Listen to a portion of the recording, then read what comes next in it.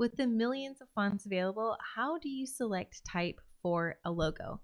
In this video, we're going to dive into 3 recipes for selecting fonts for logos. Let's dive in. So the first step is to design a distinctive logo type. This is using a font that you wouldn't use for long form copy like body copy or even a large headline. So selecting really distinctive type for that logo. This type will highlight the brand personality, and then you can go from there to select fonts that support that type.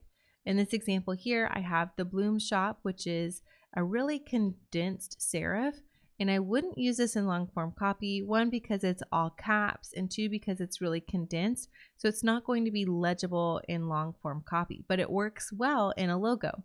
And so let the type do the talking in creating a distinctive logo type here.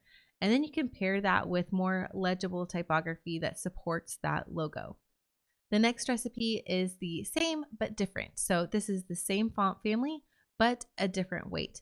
Now, a lot of designers will say that this is not recommended to use the same font for the logo as the remainder of the typography in the brand, but I think it can work, and it works well. And a lot of big name, recognized, well-known brands that are very aesthetically pleasing use this recipe. So we can break this rule if we do it in just the right way. So in this example here, this is actually the same font family for Travel Town, which is the logo type, and then the display on the right. Same font family, but different weights.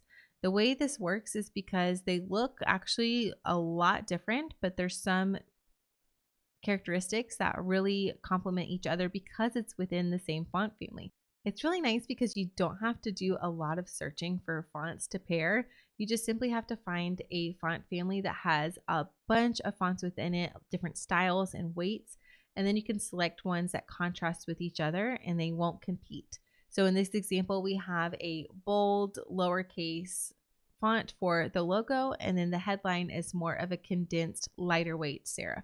And so these work well together because there is enough contrast where you won't think that this logo is a part of the headline copy, but it also works well because they have similar characteristics within them.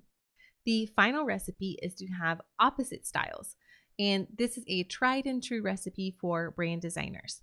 So you can have opposite styles such as a sans and a serif, or you can have opposite styles like a wide and a condensed, or uppercase and lowercase.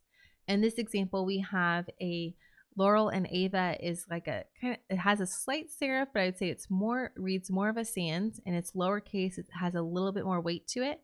And then the headline copy on the right is all caps, very thin, very sharp and distinct serifs there. So there's a lot of contrast between these two fonts here, and that's why they're able to have that distinction between logo and headline copy, and yet they work harmoniously well together.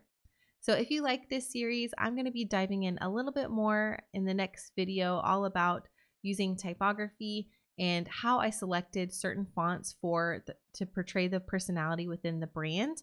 And I have a tool coming up that's actually going to reveal all of these fonts and more to you as well. So stay tuned for that.